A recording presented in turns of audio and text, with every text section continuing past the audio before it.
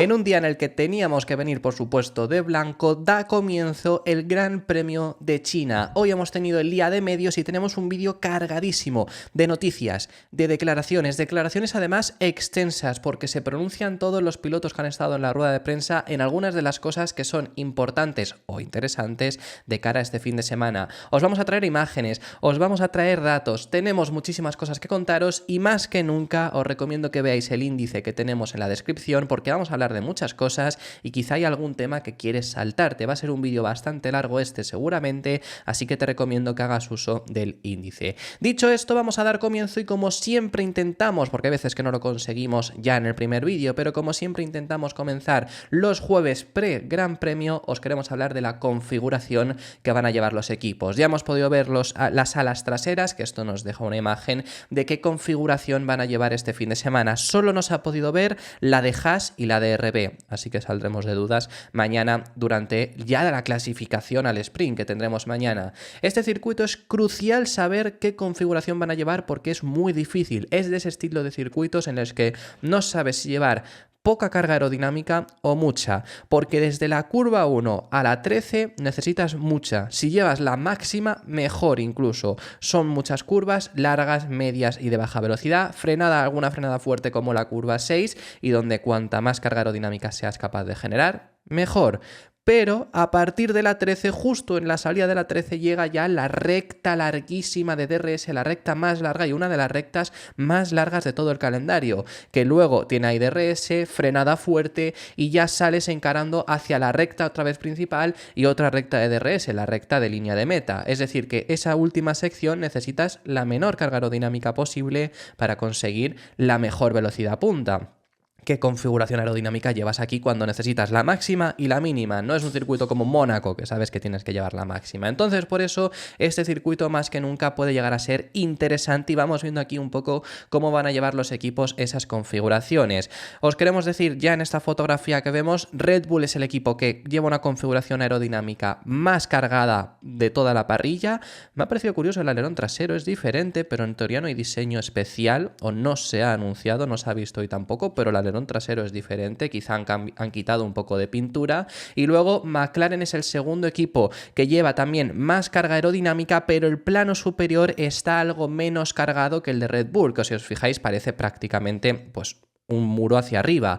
Eso es bueno a Red Bull porque en recta con el DRS van a tener un mayor efecto, pero en recta sin DRS tendrán menor velocidad punta. McLaren debería de tener algo más de la que lo tiene Red Bull, pero McLaren trata de priorizar las curvas teniendo más carga aerodinámica que, por ejemplo, Mercedes o Ferrari, quien van en media carga aerodinámica, es decir, no van a tener quizá tanta velocidad en las curvas, pero no van a sufrir tanto en la recta sin el propio DRS, porque hay que contar que muchas veces no tendrán DRS. Quizá Red Bull no va a tener muchas ocasiones de DRS, salvo quizá en clasificación, que ahí deberíamos de ver un beneficio con ese DRS muy pronunciado en el caso de Red Bull. Luego también tenemos estas cuatro fotografías en el caso de Aston Martin, Alpine, Stake y Williams. Tanto Alpine, Williams y Stake llevan una carga aerodinámica similar, más o menos, a lo que también llevaba Ferrari y Mercedes. En el caso de Aston Martin va un poco más cargado que todos estos, es un paso intermedio entre McLaren y el resto,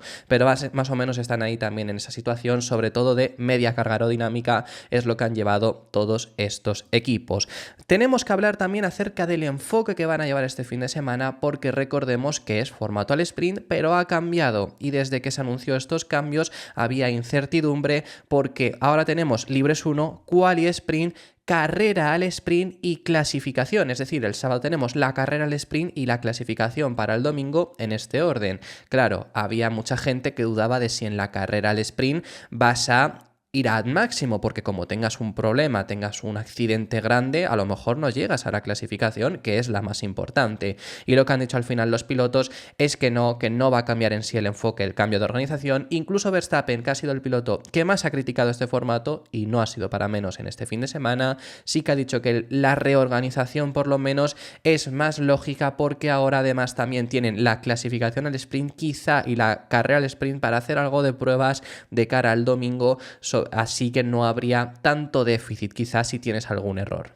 No creo que vaya a cambiar mucho el enfoque comparado con los sprints del año pasado. Ahora tenemos la oportunidad de cambiar el coche después de la carrera al sprint. Así que quizá podamos aprender algo en la quali y en esa mini carrera y cambiar cosas para el resto del fin de semana. Y esa será la única libertad que seguro haremos uso de ella. No será muy distinto a otros fines de semana al sprint. Lo único que llevamos tiempo sin venir aquí, así que los libres serán cruciales antes de esa quali al sprint. Pero si algo va mal en esa primera fase del fin de semana, puedes cambiar la configuración, que es lo nuevo. Así que se podrán probar más cosas experimentales, pero aparte de eso no hay una gran diferencia. Y os contamos que llegando a este fin de semana había un temor añadido a este formato al sprint, que era el asfalto, porque iba a haber reasfaltado. Bueno, ha habido reasfaltado, pero ha sido un reasfaltado, como yo he puesto en Twitter, made in China, porque fotografías de Albert Fábrega hay zonas que no es reasfaltado, sino que es únicamente pintado. Es que es la verdad que, bueno, pues eso, made in China. Lo que sí que ha sido reasfaltado es la curva. Bueno, aquí se ve muy bien esa diferencia, ¿no? De que realmente no está reasfaltado, sino que hay zonas que las han pintado para que no parezca que esa zona no está reasfaltada. ¿Qué zonas hay reasfaltadas? Por ejemplo, la curva 1, y aquí realmente se aprecia también bastante bien que esto es un parche que está reasfaltado y fijaros aquí que hay un corte. Quiero decir que a lo mejor esto también está reasfaltado, pero que vemos que esto está... parece, es visualmente más asfaltado que, por ejemplo, está ya la entrada de esta curva 1, ¿no? Ahí vemos que no está tan asfaltado. Esto es lo que han hecho. En algunas zonas lo han pintado para que no quede este corte. Claro, y hay esa incertidumbre. Ya había incertidumbre por qué va a pasar con este reasfaltado, porque puede ser que sea muy resbaladizo. Ahora con la pintura más. Los pilotos lo han explicado de la mejor forma posible, que al final dice, depende. ¿De qué depende? Del tipo de pintura. Puede que el tipo de pintura haga que sea aún más resbaladizo o que no lo sea tanto, o pone incluso un ejemplo de que en el karting esto se hace mucho en las pistas de karting y suele dar más agarre, así que veremos qué tipo de pintura han usado y cuánto agarre hay. Es difícil de predecir porque depende mucho del tipo de pintura que hayan usado y eso podría causar distintos problemas o no causar ninguno, y espero que sea esto último, pero ahora mismo es difícil predecir. Solo he visto fotos, todavía no he ido a la pista. Y creo que además no es igual en todas partes, lo cual no es ideal. Pero antes de añadir y comentar, habrá que pilotar y ver si hay algún problema. Lo averiguaremos mañana. Estoy de acuerdo con Charles. Tan solo he visto fotos, al igual que él. Podría ser deslizante sobre mojado, podría tener mucho agarre, pero no lo sabremos hasta que lo probemos. Pero hablando con Charles de los días del karting, había muchas veces una pintura en las pistas que aportaba un mayor agarre, aunque no espero que sea el caso, pero no sé, podrían tener muchos efectos. Uno de los temas a tratar en la llegada este fin de semana a China es la renovación de Fernando Alonso. Ha sido la noticia seguramente de la semana y ha habido muchas preguntas sobre ello. Ahora os vamos a hablar específicamente porque se han pronunciado, más allá de Alonso, también se han pronunciado pilotos y hay algo que me ha gustado mucho y quiero ponéroslo. Pero a Fernando le han preguntado sobre si cree que el equipo se está haciendo alrededor suya, es decir, se está un poco dejando de lado a Stroll. Y no, dice que no y ha defendido a Stroll. Ayer mismo también traíamos unas palabras de Pedro de la Rosa defendiéndolos, en las cuales la verdad para mí no eran las mejores. Creo que la defensa que hace Alonso es algo mejor, pero también os digo que no me sirve demasiado, porque al final lo que dice Alonso es que hoy en día él no es capaz de sacar el máximo potencial del coche si no fuese porque también está Stroll. La explicación a esto la va a dar bastante detallada del por qué. Esta es la explicación y ahora os digo mi opinión. No creo. Tanto Lance como yo estamos intentando ayudar al equipo tanto como podamos. Tenemos dos estilos de pilotaje distintos en algunas condiciones. Tenemos sentimientos distintos en el coche. Lance es más sensible a algunas cosas de lo que lo soy yo. Y creo que eso es muy importante para el equipo. Creo que el análisis que puede aportar Lance al equipo es crucial para nosotros para poder mejorar el coche. Yo soy un poquito más insensible a estas cosas y no es tan bueno.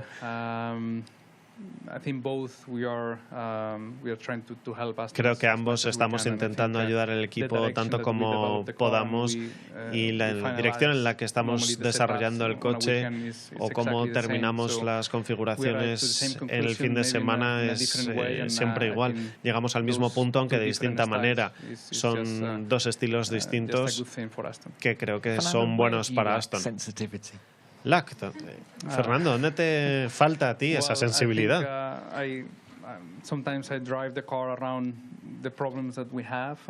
A veces evito los problemas que puedan surgir en el coche y puedo conducir cualquier coche en cualquier momento y conducir al 90%, pero llegar a ese 100%, ese potencial, no soy capaz de hacerlo sin a veces esa ayuda de mi compañero con esos detalles de equilibrio o de configuración. Y creo que nos beneficiamos el uno del otro y eso es algo bueno en estos momentos. Ahí la habéis escuchado, ¿no? Que sin Stroll no podría sacar ese 100%, que Stroll tiene una sensibilidad diferente, digamos diferente, porque él ha dicho que tiene una mejor sensibilidad o que él no tiene tanto como Stroll, y ya incluso lo habéis visto que le tienen que corregir a preguntarle ¿qué sensibilidad además tiene Stroll a la que no tienes tú? Y al final, y aquí está mi punto, al final a lo que viene a decir todo Alonso es que sin Stroll no serían capaces quizá de desarrollar del todo bien el coche o de la mejor manera. Eso llega a decir. Esto es algo que no se ha escuchado por primera vez. Por ejemplo, el propio Pedro de la Rosa, que os lo he comentado antes, hace bastantes meses también dijo, por ejemplo, que el coche de 2023 en gran parte, el principio, cuando estaba tan bien, fue gracias a Stroll, porque se pudieron identificar muchos problemas. Sí que es verdad que esto es algo que ha ocurrido y sí que es verdad que Alonso, por lo buen piloto que es, hay problemas que quizás no identificas.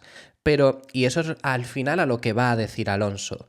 Pero a mí entonces lo que me estás diciendo es que Stroll es un muy buen piloto de simulador o es un muy buen piloto de pruebas, pero no es un buen piloto. No hay una justificación todavía que Aston Martin haya podido decir para mantener a Stroll por rendimiento. Que todo el mundo sabemos por lo que está, o sea, no estoy dudando del por qué está, pero por rendimiento no se puede justificar. Y yo aquí os he dicho en 1001 ocasiones que Stroll es capaz de lo mejor y lo peor. Y además, su mejor es bastante mejor en algunas ocasiones que la mitad posiblemente de la parrilla. Es decir, el punto más alto, el peak, como se dice ahora, de Stroll es de los más altos que hay en la parrilla, fuera bromas. Pero su normal, ya no decimos su peor es lo que puede ser seguramente cualquier piloto, que es al final estar en lo peor de la parrilla. Pero su normal es de los 5 peores de la parrilla. Y ese es el punto. No puedes estar con un piloto que dependas de que una vez al año le dé por hacer una actuación soberbia y esté rindiendo en lo más alto. Yo lo que dice Alonso es un piloto muy bueno que te puede servir de simulador, de pruebas, identifica problemas, que Alonso no, porque Alonso a lo mejor hay algún problema. Y esto también es otra cosa. Si Alonso no tiene ese problema, quizá no hace falta atajarlo. Es decir, quizá está en el coche, pero quizá no haría falta si eres capaz de rendir, ya no digo al nivel de Alonso, al nivel de Alonso es complicado, pero a un nivel decente. Pero te surgen algunos problemas, pues lo que ayer hablábamos de las palabras de la Rosa, en el que pone que Jeddah fue una muy buena carrera de Stroll y Jeddah acabó abandonando porque colisionó en la vuelta 7, que lo miré anoche también. En la vuelta 7 acabó estampado contra el muro porque se chocó él contra el muro, un error propio. ¿Por qué? Porque estaba degradando además mucho los neumáticos, cuando Alonso no estaba teniendo problemas. Quizá no hay un problema en ese sentido, ¿no? Ahí ya se dijo que Aston Martin está mejorando la degradación, pero quizá no tiene un problema tan acentuado de degradación, sino que es Stroll que no lo gestiona bien y Alonso no tiene ese problema. Al no tenerlo puedes avanzar sin tratar de buscar soluciones ahí, pero se buscan por Stroll. No sé, a mí sinceramente me sigue sin servir esta excusa que ha dado Fernando Alonso. Pero más allá de ahí, como os digo, ha sido protagonista Alonso, se le ha preguntado mucho al respecto también sobre esta renovación. Algo que me ha parecido interesante es que ha dejado caer que va a ser su último equipo. Ya lo dejó caer la semana pasada, pero hoy lo ha dejado caer en rueda de prensa oficial de la FIA. ¿Por qué? Porque ha llegado a decir que probablemente este es su último contrato, que a mí también me da cierta pena en este sentido por el hecho de decir, si está diciendo esto y luego al final acaba siendo real, 2026 quizás es su último año. Porque depende mucho de cómo esté Aston Martin en ese sentido. Si en 2026 Aston Martin y Honda no han acertado, posiblemente ese sea su último año. Ya os hemos dicho que en el propio contrato recoge la posibilidad de correr en 2027, es decir, que si va bien, mínimo 2027 va a estar porque va a hacer ese +1 y seguramente seguiría mientras Aston Martin siga estando en una buena posición. Digo especialmente que estén peleando por el título, no estar ni siquiera en lo que están ahora mismo. Quizá llega 2026, están en esta situación y dicen, pues ya no me merece la pena y me meto al rol técnico que va a tener, que es lo que ya también recoge en el contrato. Pero bueno, que eso es lo que ya había dicho, que este es su contrato más largo, llegó a decir la semana pasada y ahora dice que es probablemente su último contrato, entonces por ende vemos claramente que Aston Martin va a ser el último equipo de Fernando Alonso. Y Stroll también se ha pronunciado, sobre Stroll no tenemos vídeo porque no ha estado en esa rueda de prensa oficial, pero le han preguntado sobre la renovación de su compañero de equipo y ha dicho unas palabras que son bastante bonitas, en las cuales él se alegra mucho de que Alonso continúe, diciendo que además han congeniado muy bien y que por ese motivo ha tenido esta renovación, diciendo creo que es una muy buena noticia para el equipo. Está motivado y creo que Fernando y Aston Martin han congeniado muy bien. Son noticias positivas, como he dicho, y está súper motivado y apasionado y sí, es una gran decisión. Además, y finalizamos con este apartado de la renovación de Alonso, le han preguntado a los pilotos, en la cual en la rueda de prensa estaban Norris, Leclerc, Zhou, Alonso y Hülkenberg. Entonces, especialmente le han preguntado a los tres jóvenes, a Zhou, a Leclerc y a Norris, sobre esta renovación de Alonso por el hecho de va a llegar a los 45 años. Y os quiero poner lo que hablan porque me parece muy bueno, muy real. No voy a hablar posterior, sino voy a hablar antes de esto porque va a ser muy largo. Lo voy a intentar resumir en este vídeo que vais a poner, es decir, cortando algunas partes por hacerlo más rápido porque creo que es un bruto de 5 minutos de todos los pilotos hablando. Habla también Alonso y Hülkenberg al final, pero lo que más interesante me ha parecido, bueno, hoy Zhou, por ejemplo, ha dicho que su primer Gran Premio de China al que fue a ver en la grada, que fue el primer Gran Premio de China, estuvo en 2004, estaba Alonso corriendo y hoy lo tenía a su lado 20 años después, que es una absoluta locura. Han coincidido los tres pilotos en decir, no creo que esté hasta la edad que ya de por sí hoy en día tiene Alonso, tranquilos. Alonso tampoco lo creía. Alonso siempre fue el piloto que dijo yo no paso de los 35. Está aquí que va a correr con 46. Y aquí voy para finalizar. Norris ha dicho probablemente no lo volveremos a ver. Y es que estamos viendo algo que es una locura. Con Hamilton va a estar similar, pero más allá de Alonso y Hamilton, ¿vamos a ver algo similar en los años venideros? Porque Alonso va a llegar a correr con 46 años en 2026, 2026 lo acaba con esos 46 y va a ser el piloto de edad más avanzada desde el 75. Es una locura lo que vamos a ver y esto es lo que han contestado los pilotos. Creo que requiere de mucha dedicación. No creo que a Fernando le falte y creo que lo demuestra con todo lo que hace en la vida, tanto si es en la pista como fuera de ella o distintos deportes. Depende de lo que uno quiera hacer, todo el mundo es distinto, pero es raro ver a nadie estar tanto tiempo en un deporte. De hecho, no se ve en ningún otro deporte. No creo que nadie a esa edad esté compitiendo a este alto nivel. Creo que potencialmente no se podría no volver a ver en la Fórmula 1 y si se ve creo que será extremadamente raro. Es difícil imaginarme dentro de 15 o 18 años y seguir estando aquí en la Fórmula 1, pero viendo lo motivado que está Fernando y el alto nivel al que sigue rindiendo, que es realmente lo que importa. La edad es un número, pero lo que muestra en pista es de alto nivel. Por mi parte, me encantaría seguir estando en la Fórmula 1 durante muchos años, aunque no sé si sería Fórmula 1 porque me gustaría probar cosas como Le Mans, donde me encantaría competir algún día. Pero mientras esté completamente motivado, seguiré pilotando, adoro lo que hago y es lo que quiero hacer durante el máximo tiempo posible. Muchísimo respeto para Fernando. Desde pequeño le he visto competir contra Michael, y estos dos son los que me inculcaron este amor por el deporte que tengo, y competir contra Fernando ahora es bastante increíble,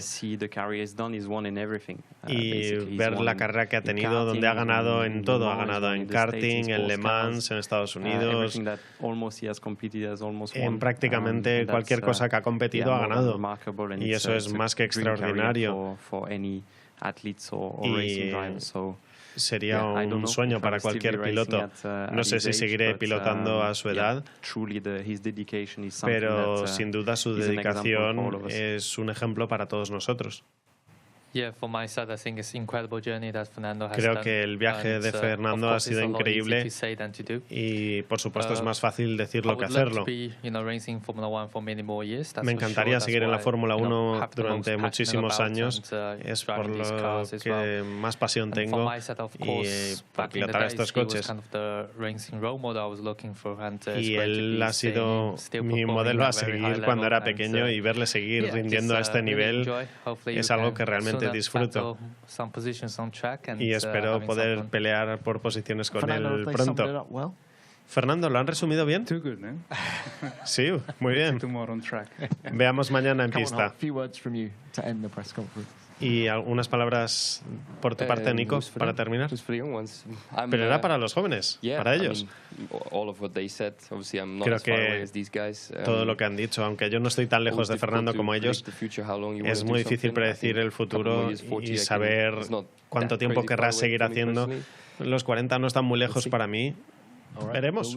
Hablando acerca de mercado de fichajes, uno de los pilotos que está en el mercado, como ya todos sabemos, y que es seguramente el que está claramente en el mercado con mejor cartel, por así decirlo, es Carlos Sainz. Os hemos hablado durante esta semana mucho acerca del piloto madrileño porque ha habido muchas noticias. Ha habido noticias desde Italia hablando de que estaba hecho con Mercedes. Ahora os hablaremos de eso porque se ha pronunciado también Carlos Sainz, pero Helmut Marko ha confirmado que ha negociado con él. Es decir, y vamos a matizar, porque siempre cuando se habla de esto, luego hay gente en los comentarios que no se llega ni siquiera a este punto. Simplemente se habrán quedado, por lo que han visto en la miniatura y en el vídeo, a comentar. Han negociado con él por si Checo no siguiese. Y sobre Checo vamos a hablar, porque Helmut también se ha pronunciado. Pero efectivamente, ahora llegamos al punto de Checo Pérez y os repetimos la información que siempre os decimos, pero es que hay que repetirlo porque va a haber los comentarios que siempre hay. Pero efectivamente, Carlos y Red Bull han mantenido conversaciones. No es información, es confirmado por el propio Helmut Marko. Ahora bien, sobre estas negociaciones que pueden ser normales, como todos los pilotos, como el propio Alonso las ha tenido con Red Bull, confirmado, aunque no ha dicho el nombre, pero está claro por él. Todos los pilotos intentan negociar con algunos equipos o por lo menos explorar las oportunidades. Eso es lo que hizo Alonso. Quizá en el caso de Carlos ha ido a algo más en este sentido, porque Alonso ya no es al propio Alonso. Verstappen lo ha dicho públicamente, o el propio equipo Red Bull no querría juntar a Verstappen y Alonso. Entonces quizás solo explorar esa posibilidad. En el caso de Carlos sí que creo que pueden haberlo negociado, de haber estado en negociaciones. Bueno, es que no lo creo, es que desde luego ha sido así, no solo por el hecho de decir Helmut Marko que ha habido negociaciones, sino que es que también ha dicho que ahora mismo tiene una oferta sobre la mesa de Audi muy tentadora, y que eso es lo que por ahora ha frenado quizá un poco esto, porque ellos no pueden igualarla.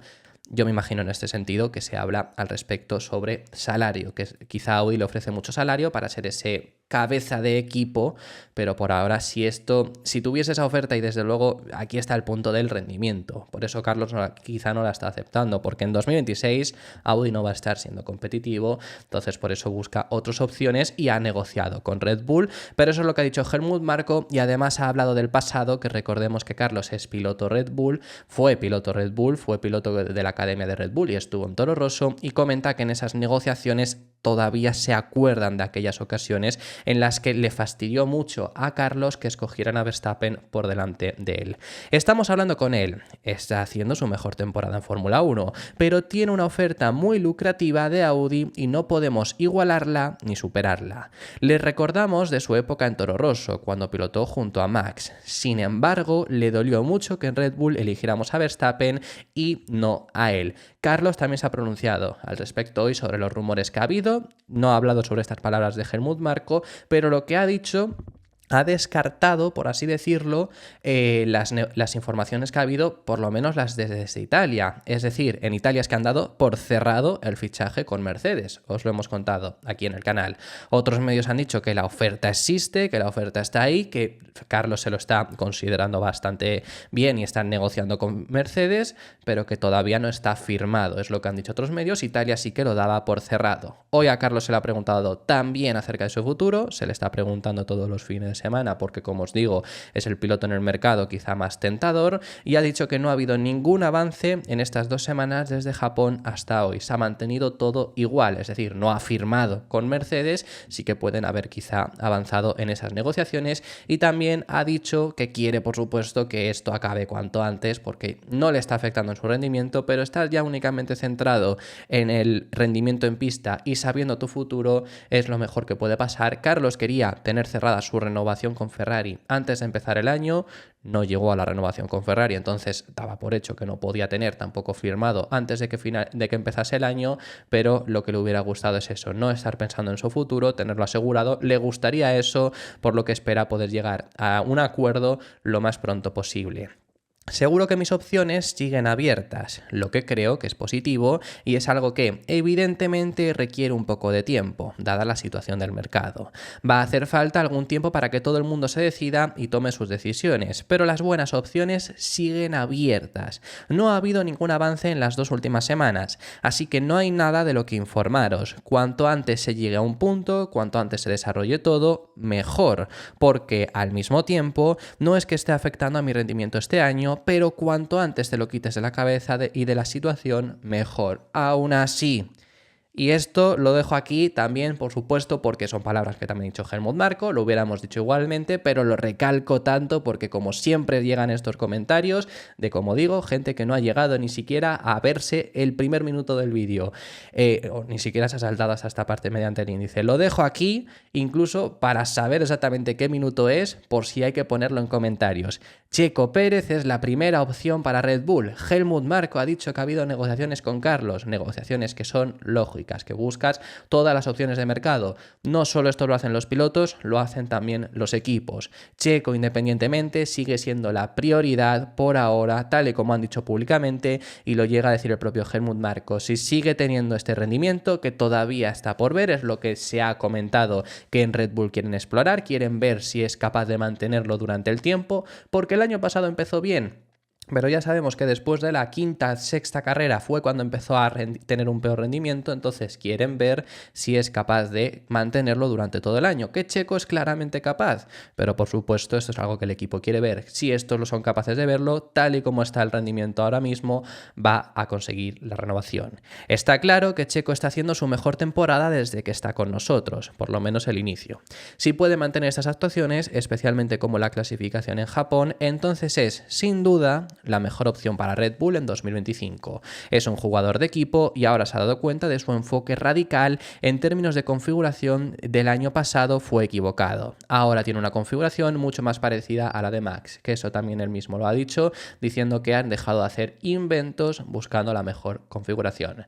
Dicho esto, vamos a ir rápido con los temas que nos quedan porque se nos ha hecho ya el vídeo larguísimo. Rápidamente, hablando sobre McLaren, Lando Norris le han preguntado sobre por qué son negativos este fin de semana, que ya hemos visto a un Andrea Stella decir que este fin de semana va a ser una limitación de daños, y especialmente lo que comenta es que las curvas largas se le da muy mal al McLaren.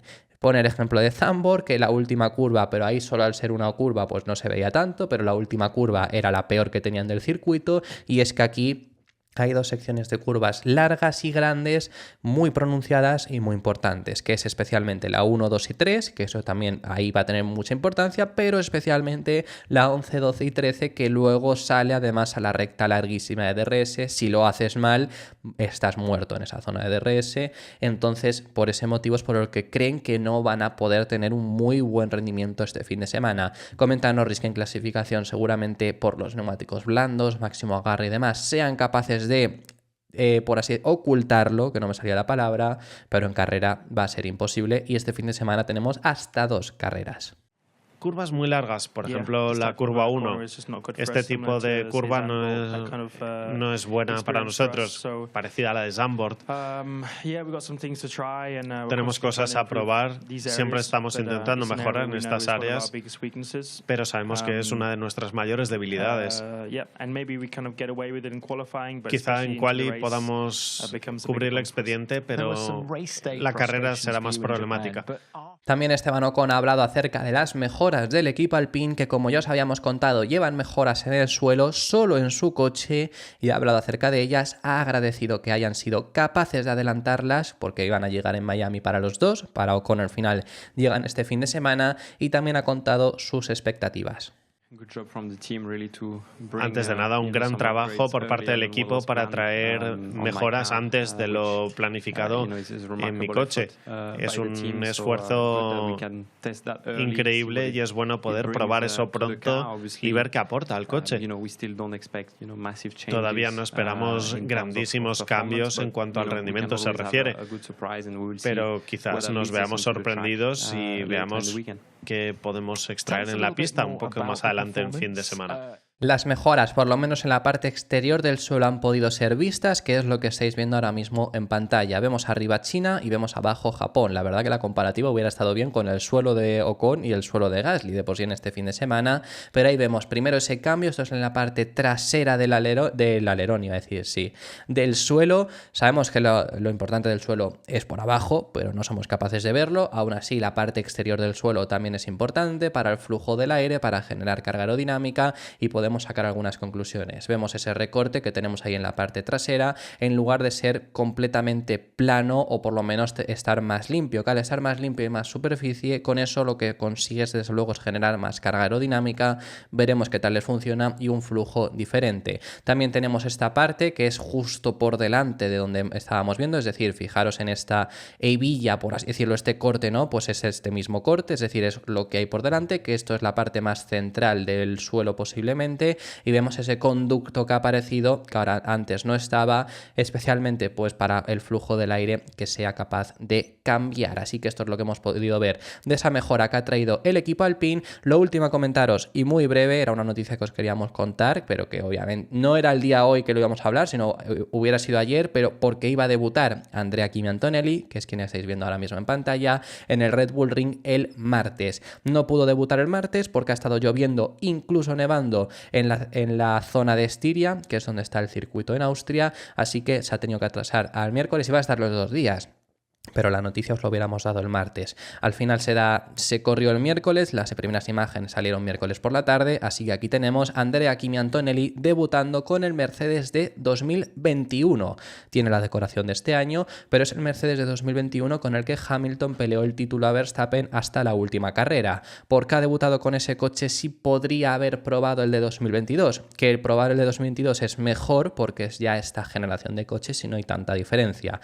Lo que dijo Toto Wolff sobre esta explicación es que también le quería dar una prueba con un coche rápido, llegó a decir textualmente, así que por ese motivo ha debutado con este W11, ya próximamente sí que lo hará también con el W12, que es el de 2023. Y esto ha sido todo por este vídeo. Muchísimas gracias por haber llegado hasta el final del mismo. Déjame en los comentarios tus impresiones sobre todos los temas que hemos estado tratando. Hemos hablado de muchísimos, ha sido un tema larguísimo, espero que os hayáis querido saltar alguno de los temas además podido usar el índice, que para eso también lo dejamos, y en este tipo de vídeos además con tanta información, pues si te quieres saltar algún tema viene bastante bien. Como digo, muchísimas gracias por haber llegado hasta este punto. Si te ha gustado, deja tu me gusta y suscríbete para no perderte ninguno de los contenidos diarios que seguiremos realizando. Todavía nos queda un vídeo en el que os tenemos que explicar más cosas para este fin de semana en China, que lo vamos a publicar esta misma tarde, así que estad muy atentos, y mañana Libres 1 y clasificación al sprint. Yo no me perdería nada. Como digo, muchísimas gracias por haber estado hasta aquí. Nos vemos en el siguiente.